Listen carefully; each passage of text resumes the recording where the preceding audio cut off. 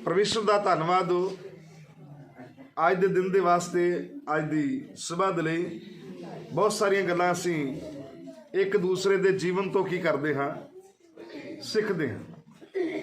प्रभु का धन्यवाद करते हाँ कि खास करके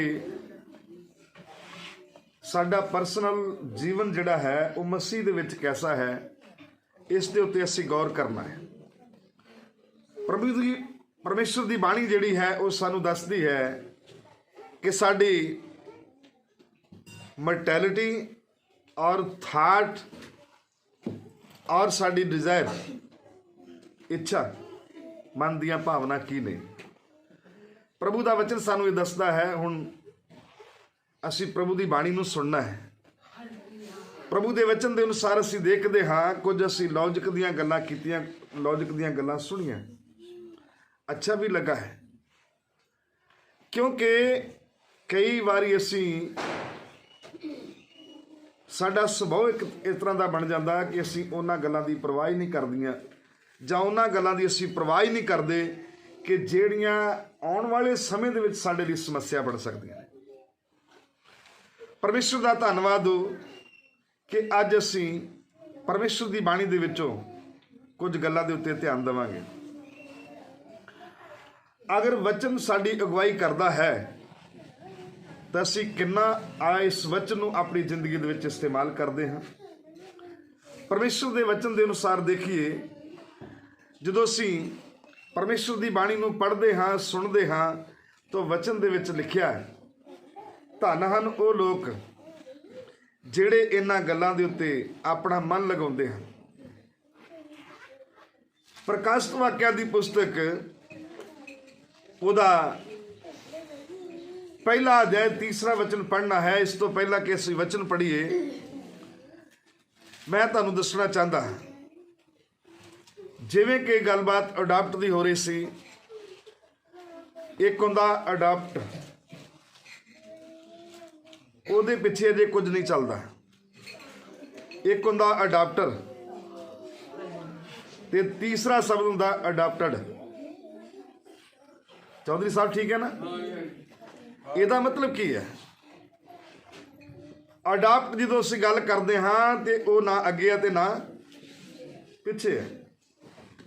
जदों अडाप्ट करने वाले की गल करते हाँ तो ਉਹਦੇ मन के हाव भाव जिहड़े ने की ने, ये सिर्फ वही जानता है।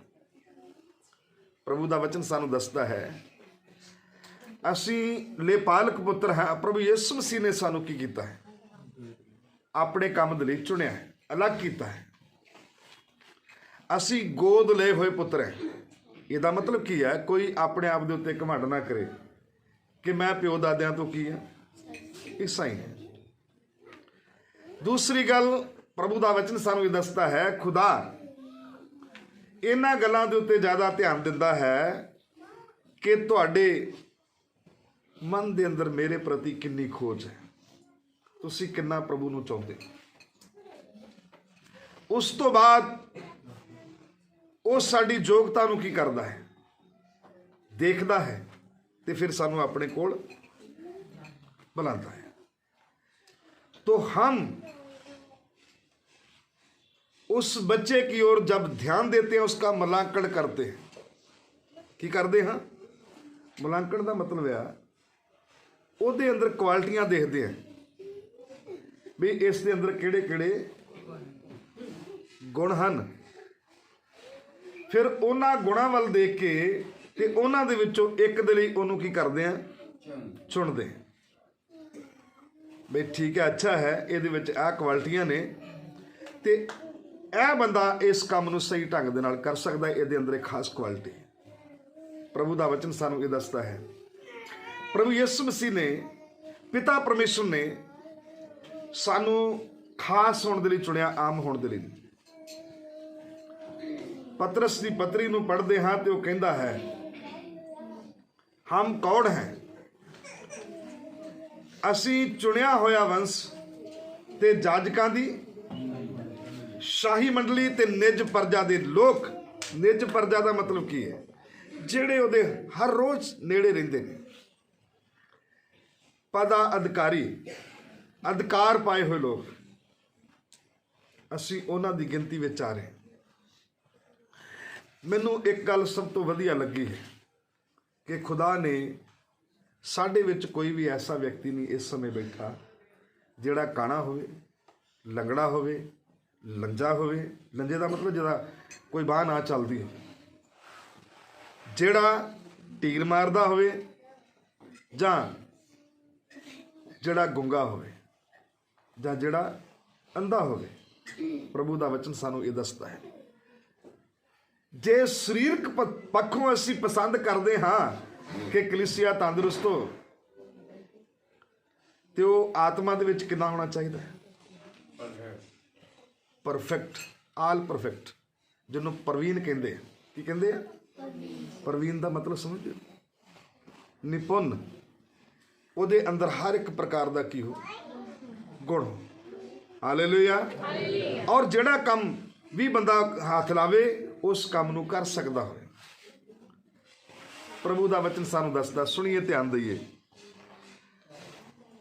ਕੁਝ ਸਮਾਂ ਪਹਿਲੇ ਜਾਂ ਕੁਝ ਦਿਨ ਪਹਿਲੇ ਜਾਂ ਇੱਕ ਦਿਨ ਪਹਿਲੇ ਇੱਕ ਨੌਜਵਾਨ ਦੇ ਨਾਲ ਗੱਲਬਾਤ ਹੋਈ। ਕਹਿੰਦੇ ਜੀ ਮੈਂ ਚਰਚ ਵਿੱਚ ਗਿਆ ਤੇ ਚਰਚ ਕੀ ਸੀ? ਬੰਦ ਸੀ। ਉੱਥੇ ਵਿਚਾਰ ਇਹ ਪੈਦਾ ਹੋਇਆ ਵੀ ਜਦੋਂ ਚਰਚ ਖੁੱਲ੍ਹਾ ਉਦੋਂ ਤੁਸੀਂ ਕਿੱਥੇ? ਹੈ ਨਾ। ਮੈਨੂੰ ਪਰਮਾਨੰਦ GT ਰੋਡ ਦੇ ਉੱਤੇ ਇੱਕ ਮਨੁੱਖ ਮਿਲਿਆ, ਕਹਿੰਦਾ ਸਾਡੇ ਹਿੰਦੁਸਤਾਨ ਦੀ ਗੌਰਮੈਂਟ ਕੀ ਕਰ ਰਹੀ ਹੈ? ਮੈਂ ਕਿਹਾ ਜਿੱਥੇ ਅੱਜ ਤੂੰ ਖੜਾ, ਇੱਥੋਂ ਦੀ ਜਦੋਂ ਲੋਕ ਲੰਘਦੇ ਸੀ ਤਾਂ ਸਾਈਕਲ ਵੀ ਚੁੱਕ ਕੇ ਮੋਢਿਆਂ ਤੇ ਰੱਖਦੇ ਸੀ।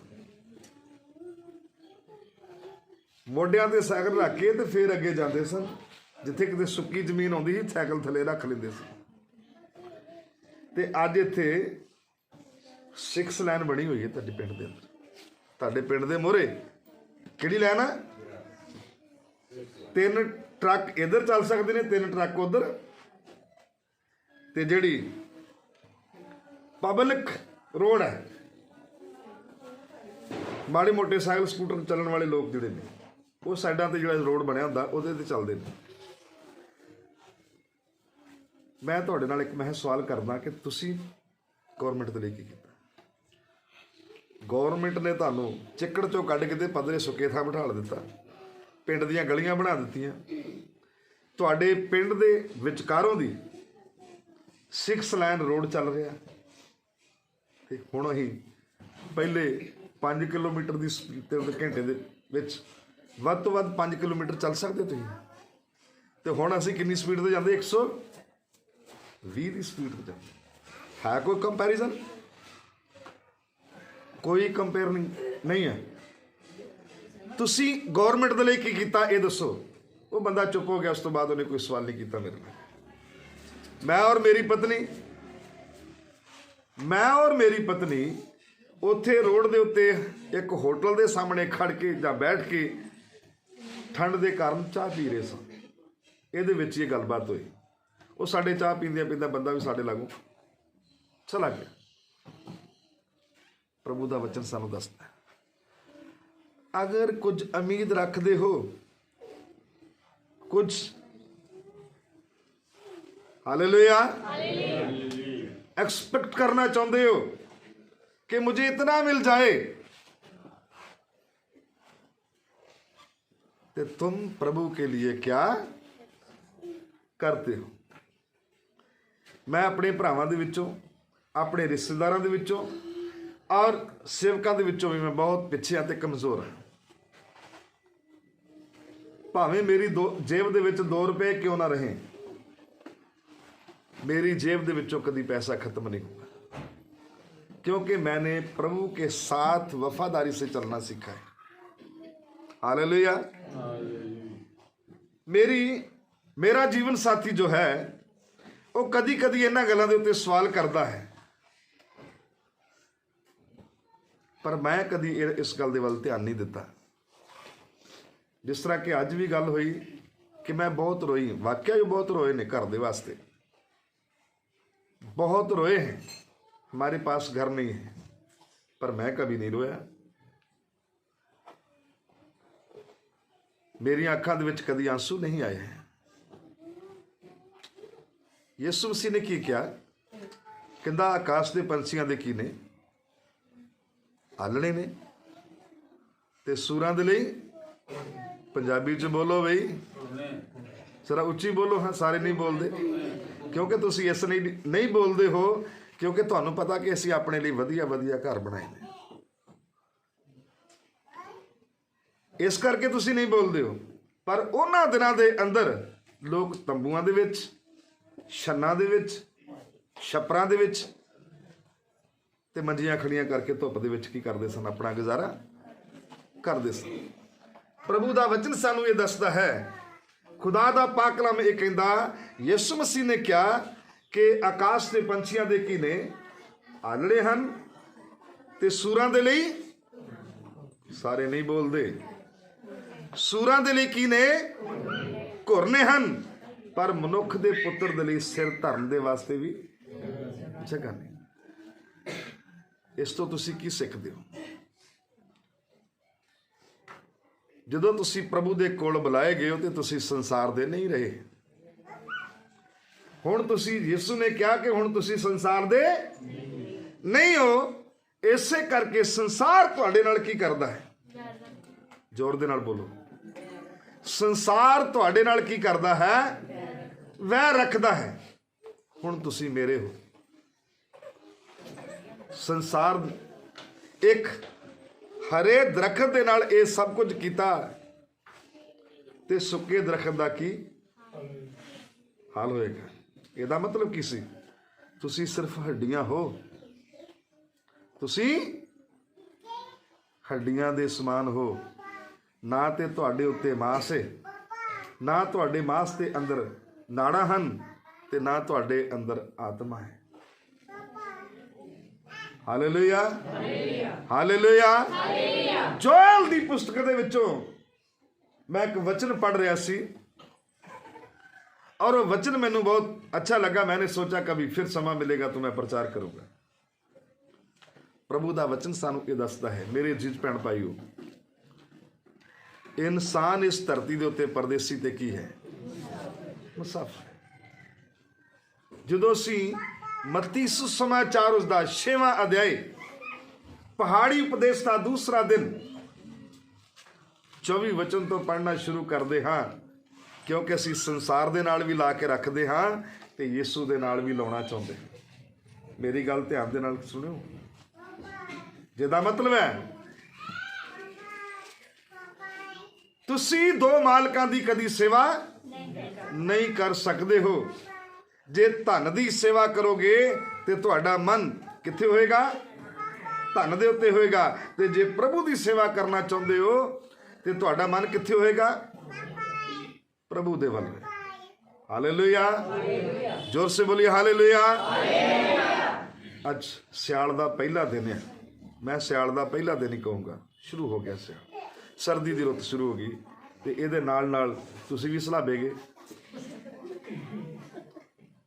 प्रभु दा वचन सानू दसदा है साडे अंदर जोश ते होश दा होना बहुत की जरूरी है।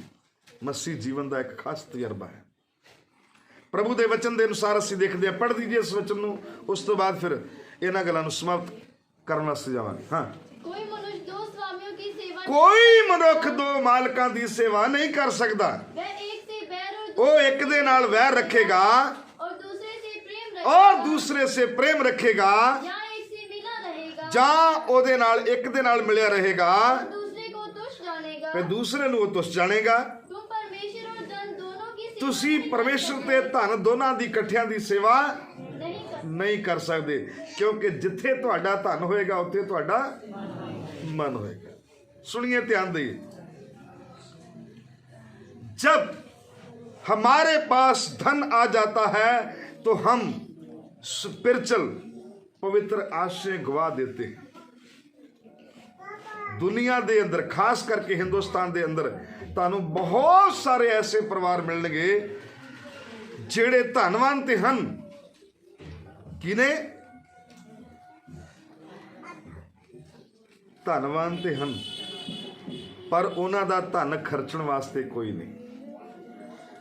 ਤੇ ਉਹ ਔਲਾਦ ਤੋਂ ਕੀ ਕਰਦੇ ਨੇ? ਤਰਸਦੇ। ਹਾਲੇਲੂਇਆ। ਪ੍ਰਭੂ ਦਾ ਵਚਨ ਸਾਨੂੰ ਦੱਸਦਾ ਹੈ ਉਹ ਧਨਵਾਨ ਤੋਂ ਹੈ, ਉਹ ਧਨਵਾਨ ਤੋਂ ਹੈ, मगर अंदर उन्होंने की है दर्द, पछतावा, क्योंकि उनके पास, उन लोगों के पास कोई प्रचारक भी नहीं जा सकता, क्योंकि सड़क के उत्ते तो असीं आम लोगों को मिल सकते हैं, पर उनके सिक्योरिटी गार्ड जो है आपको अंदर जाने के लिए फटकन भी नहीं देंगे, पास भी नहीं आने देंगे। प्रभु का वचन सानू ये दसदा है।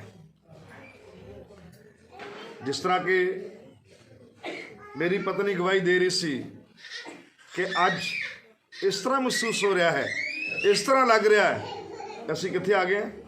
सड़क ते आ गए। प्रभु का वचन सानू कहंदा है चिंता ना करो, ना रहन दी ते ना खाण दी ते ना पहनण दी। थोड़ा सा आगे जाए। हाँ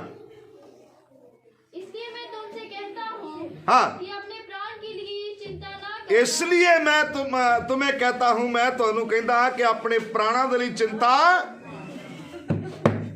ना करें। हाँ, कि हम क्या खाएंगे, असी की खावांगे, क्या पिएंगे, की पीवांगे, और अपने शरीर के लिए क्या पहनेंगे। अपने शरीर के लिए की। सुनिए, ध्यान दइए। मैं 4 दिन कटड़े दे विच, यहाँ वैष्णो देवी का मंदिर है, बाण गंगा के पास 4 दिन रहा। लोग आते थे जाते थे, आते थे जाते थे, हम देखते थे मगर उनको बुलाते नहीं थे, क्योंकि सानू की जरूरत है बई तुरे जाते कुत्ते नूं कन्नों फड़न दी। हालेलुया। कभी कभी असी की करते हाँ, बिपता आप मुल ले लेंदे। सुनिए, ध्यान दइए। तीमुथियुस मरने वाला नहीं था, तीमुथियुस मरने वाला नहीं सी, पर उन्हें अपने प्राण जोश दे विच गवा दिते। यीशु मसीह के बारे में लिखा है, यीशु मसीह नूं 2 बार यहूदियों ने मारना चाहा, फरीसियां ते धर्म ग्रंथियां ने, वो दोने बार बचकर खिस गया उन्होंने विचों। हालेलुया। जिहदा मतलब की है, क्योंकि यीशु जानदा अजे मेरा समय नहीं है। तो समय तो पहला क्यों मरो भी? होश नाल भी चलो ते जोश नाल भी चलो, ते ना अपने प्राणों की करो, चिंता करो, क्योंकि जो समा आ गया तो फिर हमें कोई बचा नहीं सकता। भी बचा भी सकता है, जदों तक साडा समय है उदों तक उसकी मर्जी है। हालेलुया। थोड़ा सा आगे पढ़ दीजिए, क्योंकि मैं आपको एक बात बताना चाहता था। जब मैं कटड़े से चला, जब जम्मू क्रॉस किया, बेटे का फोन आया, जम्मू के पीछे थे, थोड़ा क्रॉस कर रहे थे। जम्मू जब हम क्रॉस कर रहे थे तो जम्मू के पीछे एक टोल प्लाजा बना हुआ है, वहां से मुझे फोन आ गया और मेरे 3 पोतरिया ने वारी वारी फोन किया। 3 ने गल की। एक ने क्या, मेरे लिए आम लेकर आना है।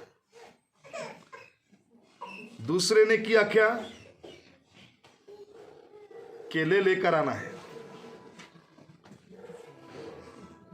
मैंने उनको बोला, एक और बात मांग रहे थे, कौन सा फल है वो? नहीं। मैंने इनको बोला कि ये दोनों फलों की ये बहार नहीं है। तो वो बोल रहा है अगर वो नहीं मिलेगी तो पैन एप्पल लेकर आना है खाने के लिए, हमारा दिल कर रहा है। दूसरे ने गल की थी, कहता मेरे लिए गुड्डे ते डोर लैके आयो। तीसरे ने फोन किया, डडू मेरे लिए केले लेकर आना है। मैं कहा हूं, जम्मू से पीछे। आस कितनी बड़ी है। उम्मीद कितनी बड़ी है। हालेलुया। बाप कहीं से भी हो, उससे हम एक्सपेक्टेशन रखते हैं, उससे हम उम्मीद रखते हैं वो आएगा, हमारे लिए लेकर आएगा। वो कुछ भी करे, क्योंकि उनको ये पता नहीं कि उनकी जेब में पैसा है कि नहीं, उसके पास कुछ खर्चने के लिए है कि नहीं। प्रभु ਦਾ ਵਚਨ ਸਾਨੂੰ ਦੱਸਦਾ ਹੈ ਅਸੀਂ ਪਰਮੇਸ਼ਰ ਦੇ ਨਾਲ ਕਿਹੋ ਜਿਹਾ ਸੰਬੰਧ ਰੱਖਦੇ ਹਾਂ। ਕਿਉਂਕਿ ਮੇਰੀ ਪਤਨੀ ਦੱਸ ਰਹੀ ਸੀ ਕਿ ਅਸੀਂ ਦੁਆ ਕਰਦੇ ਹਾਂ ਤੇ ਖੁਦਾ ਸਾਡੀ ਸੁਣ ਲੈਂਦਾ, ਸੁਣਦਾ ਹੈ। ਹਾਲੇਲੂਇਆ। प्रभु ਦਾ वचन ਸਾਨੂੰ ਦੱਸਦਾ खुदा सबकी सुनता है, मगर जवाब उन्हीं को मिलता है जो दिल से मांगते हैं। हालेलुया। भी इन्नी बारी ताड़ियां बजाइयां, एक बारी मेरे लिए भी जाओ। हालेलुया। सो थोड़ा सा आगे पढ़िए। मैं ये बात क्यों बताई आपको, क्योंकि जे बच्चे दे मन दियां, बच्चों के मन दियां भावना होंदियां ते माँ प्यो भी कुछ भावनाएं रखता है। पिता नूं भी साडे तो कोई उम्मीद है। अगर मैं सवाल करूं तो आपके पास जवाब नहीं है। प्रभु ਦਾ वचन सानू दसदा है, खुदा यही मांगता है, बांझ ना रहो, फल दो। हालेलुया। जे असीं पिता दे कोल बहुत सारियां चीज़ां मंगण दी की रखते हैं, समर्था रखते हैं, अधिकार से मांगते हैं, तो उसको भी हमारे जीवन में से कुछ उम्मीद है, वो भी कुछ चाहता है। सुनिए, ध्यान दिए। एक बंदा मेरे वर्गा प्रभु दा कहता, खुदा सब कुछ देता है, मेरी देता तो कुर्बानी भी मांगता है। हालेलुया। जो बाप जो देता है, बाप हिसाब नहीं करता, किताब भी नहीं रखता है, वो टिप में दिए जाता है। हालेलुया। पर कुर्बानी तो मांगता है कि मेरे लिए क्या कर रहे हो भाई। जे बाप और बेटे में कुछ लेन देन नहीं होता है तो बाप और बेटे का कोई संबंध नहीं। हालेलुया। तो मैं आपको बताना चाहता हूं, मुफ्त में कुछ भी मिलने वाला नहीं है। हालेलुया। एक बार मिलेगा, 2 बार मिलेगा, 3 बार मिलेगा, चौथी बारी टाटा बाय बाय। हालेलुया। क्योंकि खुदा भी चाहता है कि हम भी उसके लिए कुछ लेकर आए। फोकियां उम्मीदां ना रखो। बाप दे उत्ते फोकी उम्मीद नहीं रखनी। जे कुछ लैन देन नहीं चलता तो फोकी उम्मीद ना रखें, कुछ भी मिलने वाला नहीं है। सो प्रभु को धन्यवाद दे।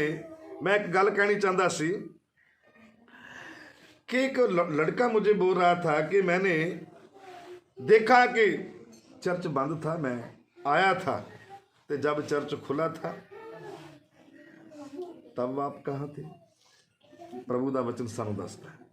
सेवकां नूं भी कोई काम हो सकता ना, तो मैं उन्होंने क्या, मैं कहा जिम्मेवारी तुसी लो, की करो इस जिम्मेवारी तुसी लो, तो भी नहीं आया।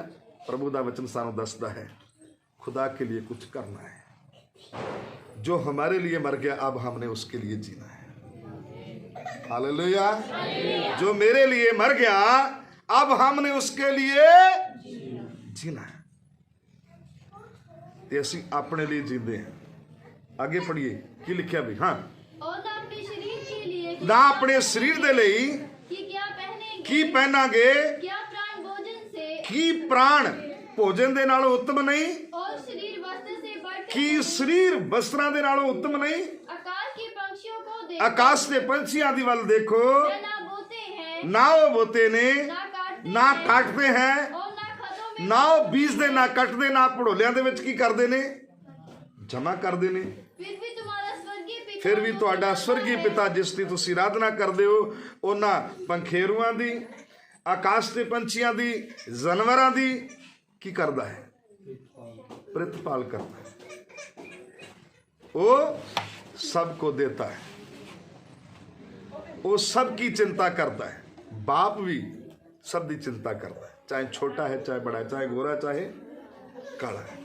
अभी अभी रिसेंटली हमने सुना है, चाहे वो अंधा, चाहे लंगड़ा, चाहे काना है, चाहे उसका बाजू नहीं, बाप सबकी चिंता करता है। वो उत्तम है, वो महान है, और उसकी दया ਨੂੰ ਸਮਝਣ ਦੀ ਕੋਸ਼ਿਸ਼ ਕਰੋ। पढ़िए। फिर भी ਤੁਹਾਡਾ स्वर्गीय पिता उनको खिलाता है। ਉਹਨਾਂ ਖਿਲਾਉਂਦਾ ਏ, ਪਿਲਾਉਂਦਾ ਏ। क्या तुम उनसे अधिक मूल्य नहीं ਕੀ ਤੁਸੀਂ ਆਕਾਸ਼ ਦੇ ਪੰਛੀਆਂ ਤੇ ਜੰਗਲ ਦੇ ਜਾਨਵਰਾਂ ਨਾਲੋਂ उत्तम नहीं हो? तुम में कौन है जो चिंता करके अपनी आयु में एक घड़ी और भी बढ़ा सकता है? Hallelujah, hallelujah. जब परमेश्वर ने सब कुछ तैयार कर दिया, लास्ट में आदम को बनाया और हवा को तैयार किया, और खुदा ने देखा कि मैं दुनिया की सबसे उत्तम वस्तु तैयार की है। मैं दुनिया दे अंदर एक सब तो वधिया की कीता है, क्रिएशन की है, मैं दी रचना की है। और खुदा आज भी जब हमें निगाह से देखता है तो आनंद हो जाता है कि मैं दुनिया का सबसे अच्छा कारागिरी की है। प्रभु दा वचन सानू दसदा, इसलिए प्रभु दा वचन सानू दसदा है, धन्य है वह लोग जो यहोवा का भय मानते हैं, वो ऐसी ही आशीष पाएंगे और अपने हथां दी कमाई जरूर खावे। पढ़िए, आगे पढ़ दी सी।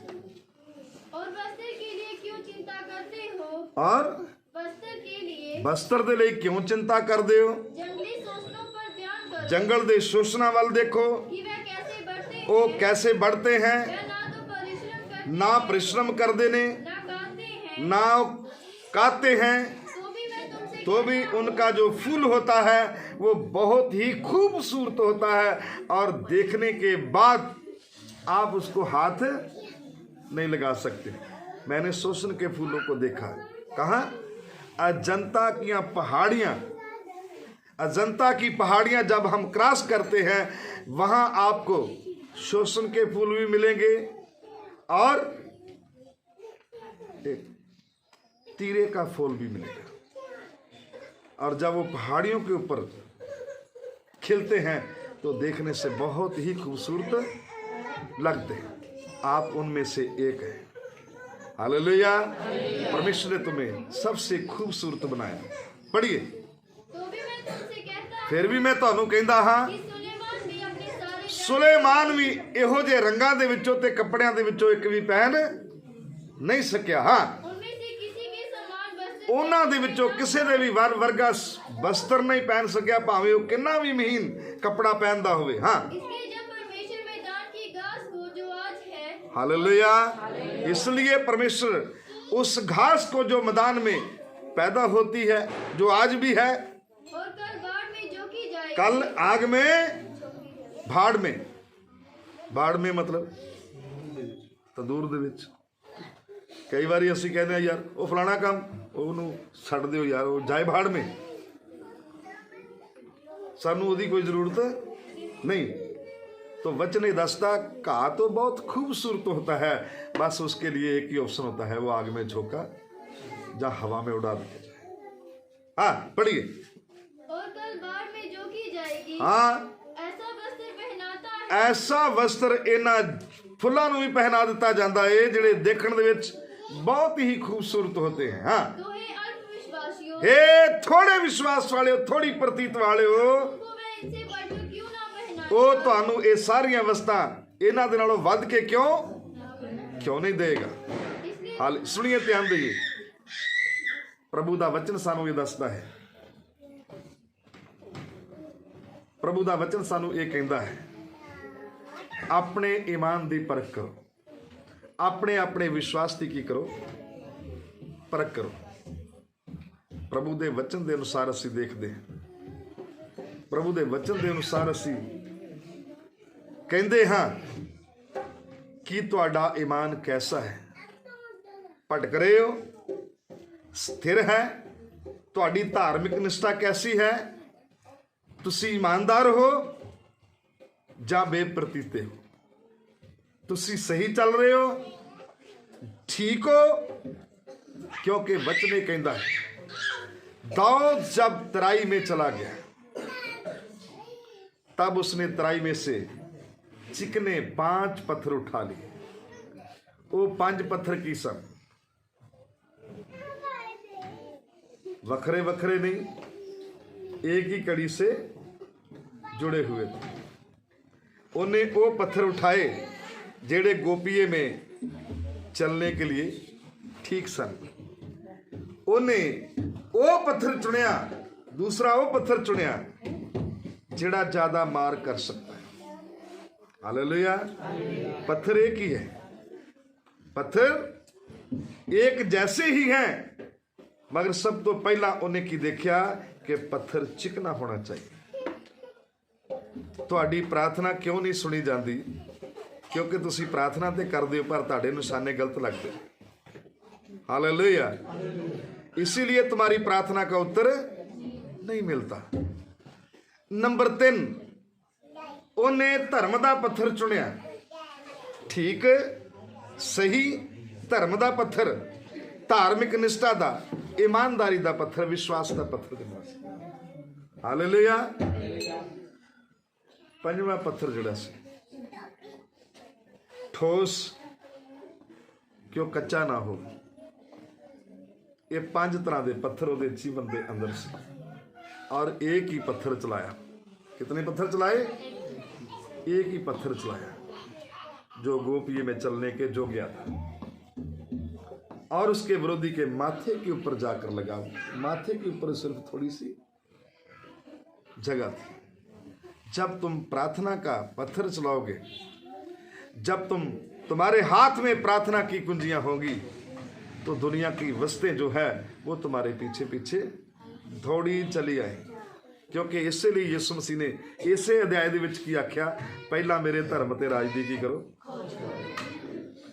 तो फिर रोण की जरूरत है, आंसू बहाने की जरूरत है, क्योंकि खुदा अपने लोगों की चिंता करता है। सच जानो, मैं उदन की कोई चिंता नहीं की। कोई बात नहीं, हम सड़क के ऊपर आ जाएंगे, कोई चिंता नहीं, मगर प्रभु समय के अनुसार हमारे लिए इंतजाम करेगा।